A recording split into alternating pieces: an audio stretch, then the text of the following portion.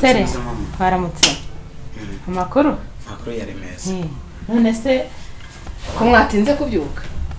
Twatinze ariko turimo twitegura kugira ngo mbashe kujya ku ishuri. Umwanya ngiye maze kwitegura. Mukuru wase nagiye ku kazi? Ngo nawe ari kwitegura agira ngo aze nawe yaza agusezera kugira ngo ajye ku kazi. Mwana wanje. Yego. Ku ishuri uzitwararike. Muri kaminuza iyo ngiyo numva ngo habe ibintu byinshi. Uzamenya ubwenge mwana wa. Urabizi nta kibazo nzitwararika kuko nanjye nakindi nshaka gutera imbere. Nanjye nkagira aho mbageza. Ugomba guhesha umuryango wacu ishema. Ukiga ugatsinda, ukagira ikinyabupfura, ukirinda ibiyobyabwenge, uri kumva? Ni ukuri Imana yo mu gihugu cyo mu ijuru guherekeze kandi uzige neza pe. David, watinze kubyuka? Natinze nyine kubyuka. Se naguraga na kushuri? Ubungubu nanjye ndagiye. Simuzi kunze none ugiye ku ishuri. Umemeze bite se? Ntari binukuri. Murumuna nandi kumuvuga ngo nagenda azige neza. Gahaguruka rwose ugende uzige neza. Masomo? Sawa. Kana wakiri? Tamenya arafure. Imodoka zitagusiga. Umemeze bite se? Mama, ibyanyobeye. Ishuri ryiza ntabwo turavugana. Mama kuva nijoro. Mama mugara ku telefone ntabwo ari kuyifata. Telefone none ubwire ku murongo. Kuva ryarese? Kuva nijoro. Uyu mwana ni amahoro se? Urange byanyobeye. Ariko nanone nta kirarenga mwana. Kaze nta kintu kirarenga yego abana nkamwe mugeze mu rukundo abari intambara kumva. Ubona ndo umwana. Bana uje usuzukuru kamfe kugira ngo ndumva. Nese utawo umwana nyine muri mu rukundo. Nyine turi mu rukundo. Nataraga ibyo bihe twabinyuzemo ariko so Trumbo. Yes. Naguhamagaye mukeneye. Niwe ndabizi usanzwe umamagara unkeneye. Nta bintu byinshi ndashaka kuguha akazi. Nta kibazo. Nshaka kuguha akazi ko gushimuta. Gushimuta se? Wa, nta wasi. Urancimutira umuntu w'umukobwa. Si ngombwa kugira amazina. Ndaguha ifoto ye. Amazina ntacyo yamarira? Nta n'icyo nayakoresha. Mpereza ifoto yiwe ubundi ibintu birangiye. Nangahe? Inoti ya 400. Kujya usara mu bwonko umutwe barawutema. Inoti ya 400. Ushimuta umuntu gusa hari ikintu mubyo mukorera. Nacyo ushaka kumbwira ngikore. Ubwo ngubwo ugomba kukikorera. Ndaguha 300. Amafaranga ni 400. 400 birekure nkora akazi. Imbuto agakora. Sava? Wakoreka se nashaka. Ndumva ninjoro kugeza amasaha nta cyari cyarenga. Sibyo? Kuva se naho kuva nijoro ntagaranyitaba. Mu gitondo namamagaye ntabwo telefone ntabwo ndi kwibona. Kandi urabizi ntabwo telefone ngiva kuva ku murongo. Ngero ndumva kugira ngo kudisturbinga mu kazi wagenda ukajya mu kazi. Mama we twari dufitanye na gahunda mu kanya ko tugiye kujyana ahantu namuhamagara namubaza amakuru yo. Ese ndajya mu kazi mama nimbo zitaravugana nawe. Urabizi ko mukunda. Nese biragenda gute? Uragira ngo bigende gute? None se urasiba akazi? Sineze se nkubwira ko agiye kumuguhamagarira hanyuma tukamubaza amakuru uko bimeze. Ishuri ryiza baye iki koko? Ntukajya utumutwe ibibazo bibe ahungu koko. Mama, kara. Ngiye kwisubira kuryama no kazi kumva nari bugiye. Ukaza urabiretse?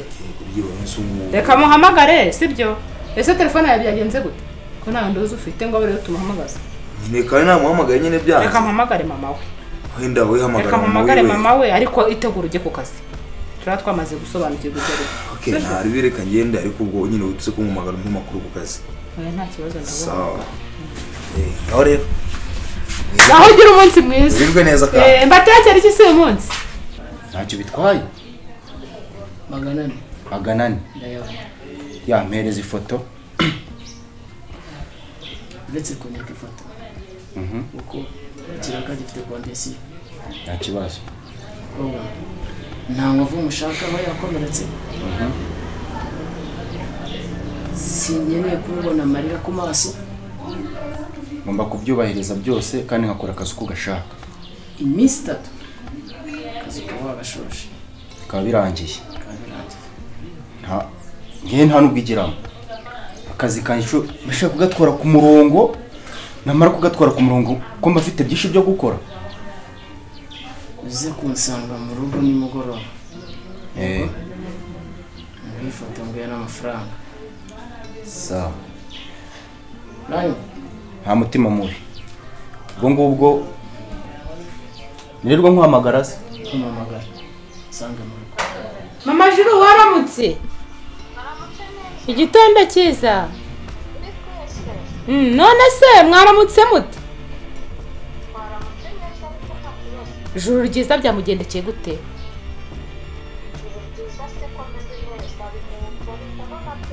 Sharavi yamubuze yataye umutwe uzi ko yari yanze kujya ku kazi.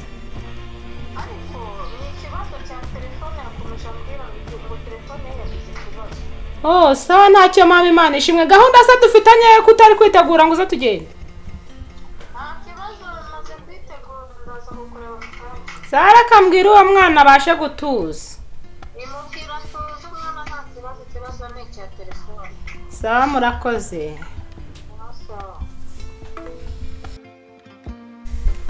Ariko koko se mama iyi telefone koko mana we sheri wajya ameza ate koko mana nuba byanshanze ntarabasha kumenya uko rava ameze ndumva sinzi ukuntu meze umutima urimo urandya mana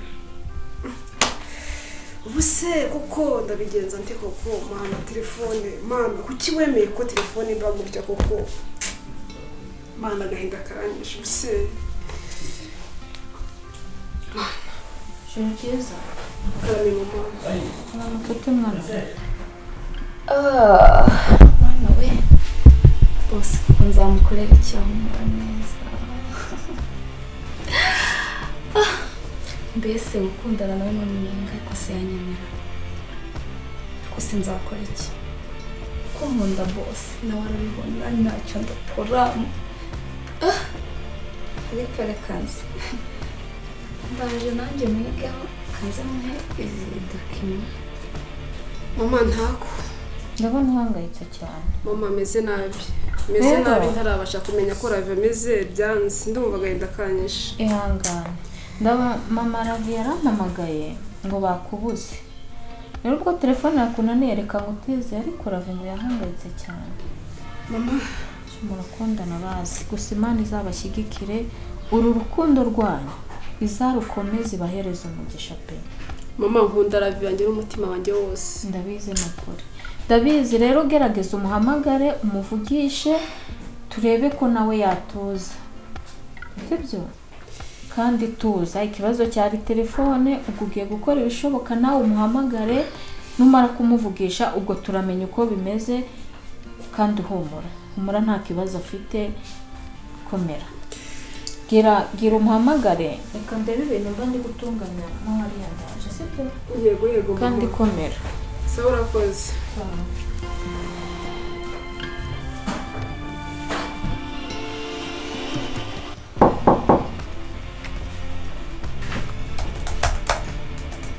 Karibu.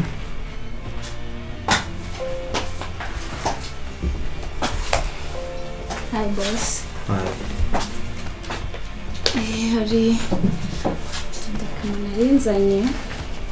Urabona hari abantu bari basabye akazi mwari mwabuze abakobwa babiri ndumva ari n'umuhungu umwe. Urabona ko hano twari twafashe umuhungu umwe nyine kuko abakobwa haje benshi ariko harimo n'abanyene n'abantu badashoboye akazi wenda bitewe n'uburyo batanze n'interview nyine wabonaga nta kigenda urabona ikaramu abanyene n'abandi basabye akazi. Aha ngaha ni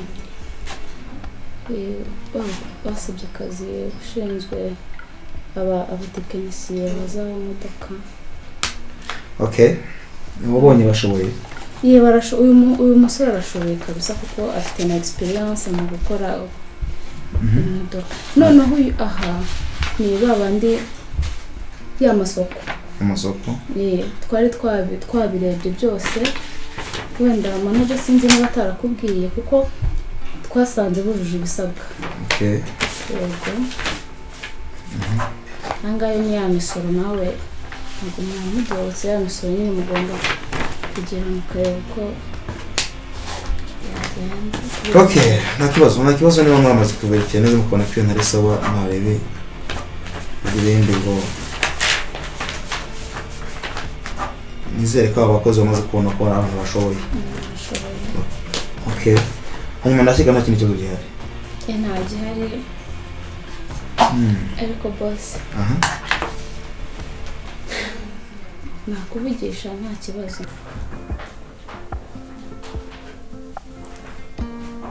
ngo yamubura ntago anyitabye. Yesu Kristo mana ndabigenza koko de kumva nsinzi mana njye biranshaze. Si koko mana Rafi. Ariko nta kibazo ariko. Mwarakoze ku makazi. Byose ibyo nta kibazo, ibyo n'abantu bose tubahereza akazi nta kibazo. Njye ngomba kubashimira by'umwihariko kuko nari meze nabi, ndi mu buzima butoroshye, njyewe ibintu byose bireba ariko mu makazi mwarakoze. None hari icyo nabasaba. Kimeze gite? Mwareka tukaza gusangira ibya nimugoroba niba bishoboka. Tugasangira? Njye nawe? Mbo urabona mfite akazi kenshi sinzi ko byaza kuza gukunda. None sinzi niba ubizi ariko mfite fiancé sinzi ko rero. Nta kibazo kuba ufite fiancé no gusangira like nk'inshuti. Ndumva nta kibazo. Ibyo ndaza kubitekerezaho rero. Ndaza kubitekerezaho naza kukubwira azavuga igisubizo. Ariko apana none. Bakora nta kintu bagenda nta kibazo. Sawa.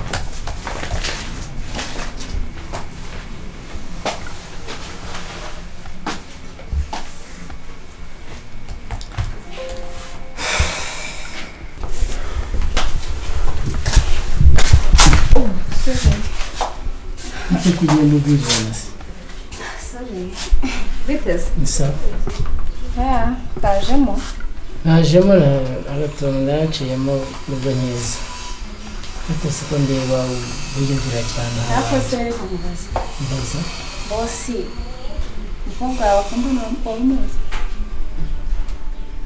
Kwere cyo mbaza gutyo. Kubaza bisanzwe kuko nabaje ndi wese. Kenda muzi. Ameza ate? Ni umukobwa usanzwe nk'abandi rwose nta birenze bihari. Ni umukobwa usanzwe tu. Okay. None se wowe umeze ute? Meze neza amashuri. Undi uvuye mu biro se wavuganye nabi na boss? Yes, iyo winjiye mu biro uko umeze ndabikubaza. Ariko ntukajya uvuga nabi wa mukobwa. Ni ibintu bisanzwe. Ni gahunda zanjye ntawe ugenda ukine zawe. Rwose aba ari muzi. Sawa. Ntacyo bitwaye. Aho genda.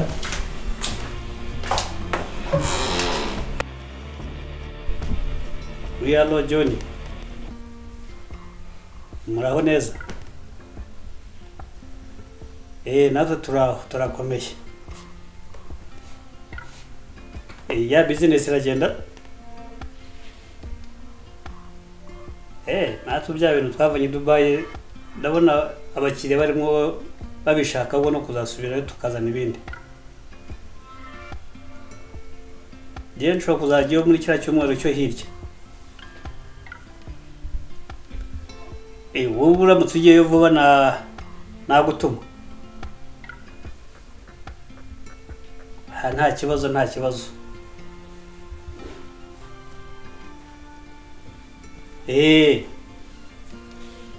Boss. Meze ute se muri Ines? None ni simu. Anya ntabwo nzi kubona uri kwiyumva kabisa. Hari uburyo nsigaye nkubona. Nkabona nta gahunda ufite ku kazi, akazi usigaye waragateye umugongo sinzi ikibazo ufite. Mpamvu utangera ngo tuganire habaye iki. Rero manager kamubwire. Wenda wagize amahirwe ugira urugo. Sinzi ibintu ndi kunyamura ntabwo ari nawe bigira umacamo. Uruzi neza ko ijoro ryiza kuva ejo tutaravugana namuhamagaye mu gitondo telefone ye ntabwo iriho none se ijoro ryiza ko mutaravugana hari ikibazo waba uzi afite bwanjye kinyobera ijoro ryiza mu gitondo njya ku ishuri namuhamagaraga tukiri ku ishuri umva yaraga ku ishuri amvugishije tuvuganye ariko kugira amagingo aya ntibaze ikibazo telefone ye yageze byanyobeye niba byagenze bite nanjye nkumbaze. Okay, ngenda byumva natwe twabiciyemo kera ariko ntabwo bikwiriye gutuma nanone bigutwara umwanya ngo wice akazi. Reba nk'ubu ngubu hari ibyo utabasha gukora nkabikora mu mwanya wawe kandi ntabwo mfite inshingano ebyiri. Mfite inshingano yo kuba manager, ntabwo mfite inshingano yo kuba headmaster. No, ntabwo ngewe ndi directeur w'uruganda, sibyo? Ni wowe. Ariko noneho reka gutwarwa n'urukundo ngo ureke wica akazi, wangiza akazi, uri kugatera umugongo. Uragira ngo nkore iki? Andora. Yes. Ijoro ryiza ndamukunda. Ibyo ndabyumva umutima wanjye wose. None umukobwa wahinduye byinshi mu buzima bwanjye. N'umukobwa muri ngiye umuntu utandukanye n'abandi. Rero kuva tutaravugana na moro mfite nta na kimwe.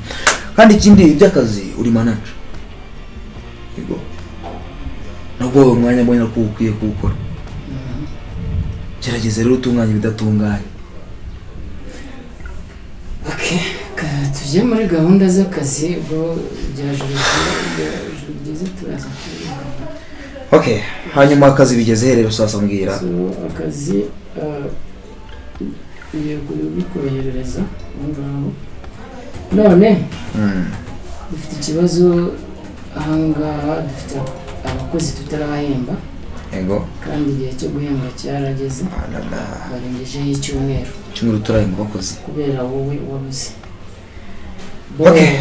Ndagira ngo rero sinyere tumara kubishyira tubahembe. Ikindi hari ibikoresho byaje, hari amasashe yaje, hari moteri 12, hari na za keseriyeri 8. Ibyo byose byaraje twarabibonye ariko ntabwo nari nasubiza kubera nkubura.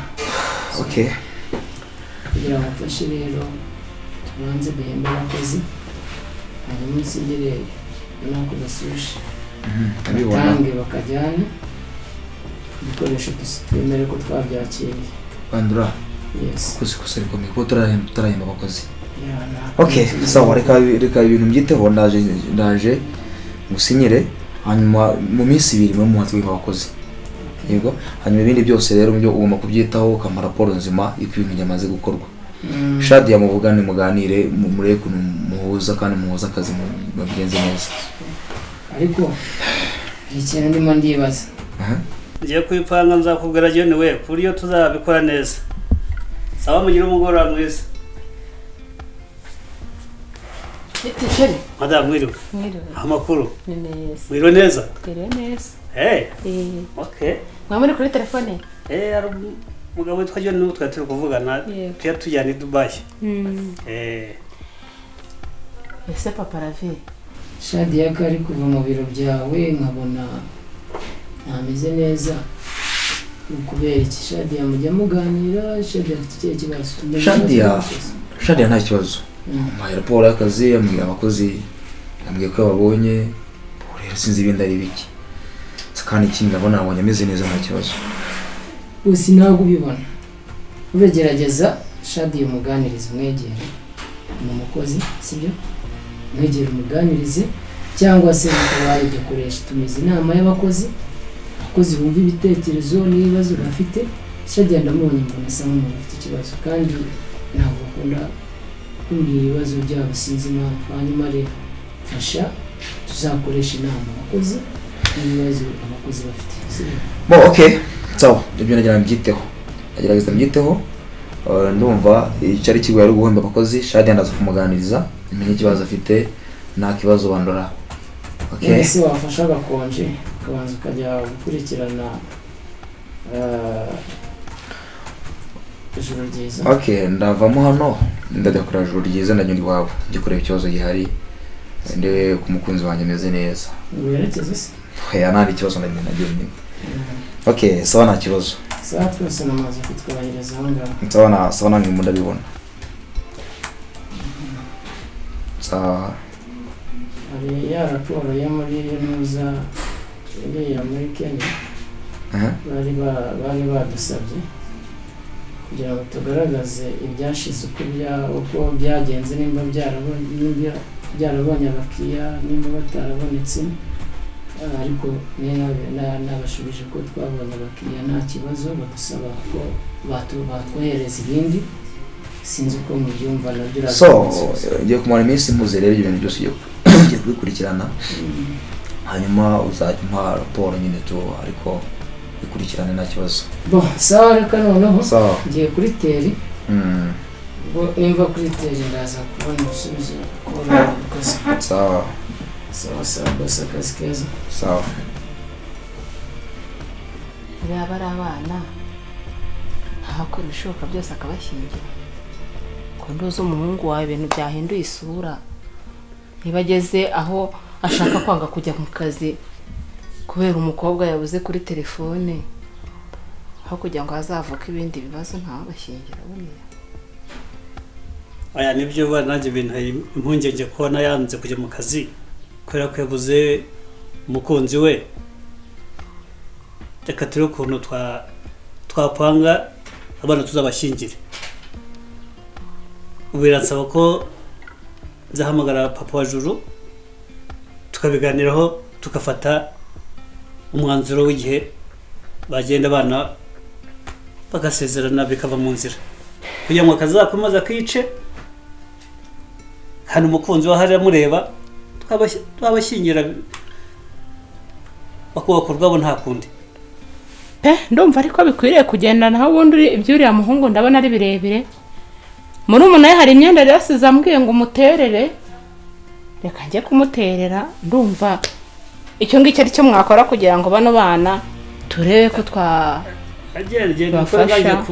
kumeza mbitekerezeho kandi ndabona bizagenda neza tuzafata umwanzuro mwiza uriya mwana wacu two kumubabaza nawe agenda yubaka urwe abane n'uwo yakunze uriya mwana ko urukundo rwe ko nduze rukomera kujya nawe yanga kujya mu kazi kunda birakaze ariko umwana wanjye nzamushyingira ni karibu sheri sure yo ni karibu yo ni sure wabaye